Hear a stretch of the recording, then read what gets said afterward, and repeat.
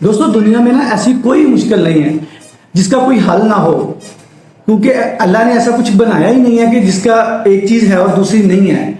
अगर ताला बनाया तो उसकी चाबी नहीं है, ऐसा मुमकिन नहीं है। तो अगर आप एक छोटी सी मिसाल ले लें कि अचानक से कोरोना आ गया, कोविड आ गया, उसकी वैक्सीन आ गई, पहले किसी को पता भी नहीं था।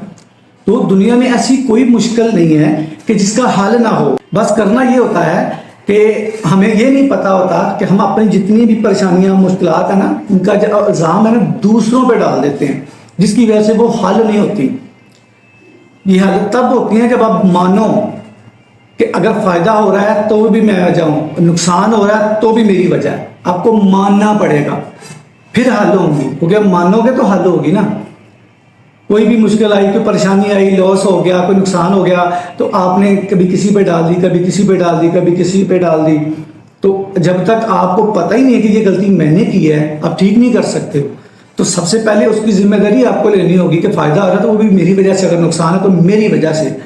फिर उस गलती को ठीक करेंगे आप कि हाँ ये तो मुझसे गलती हुई थी। तो ये मुश्किलात तब हल होती हैं जब उसको मानते हैं। जब आप मानोगे नहीं तो हल ही नहीं होंगी, क्योंकि आप दूसरों पर डाले जा रहे हो।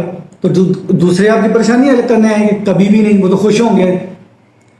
तो मुश्किलात आती, ऐसी कोई मुश्किल नहीं है जिसका हल नहीं हो।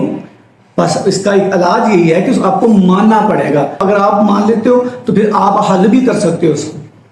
अगर आप मानना शुरू कर दो, अगर फायदा हो रहा है तब भी, नुकसान हो रहा है तब भी, तो अगर आप मानना शुरू कर देते हो ना, तो दुनिया में ऐसी कोई मुश्किल ही नहीं होगी जिसको आप हल नहीं कर सकते हो। क्योंकि आप मान लिया कि मेरी गलती थी, मुझसे हुई है, तो आपसे हुई है तो ठीक भी आपने ही करनी है। वो तब भी ठीक हो जाएगी जब आप मान लोगे कि हाँ मैंने की है। तो फिर ऐसी कोई मुश्किल नहीं होगी जिसको आप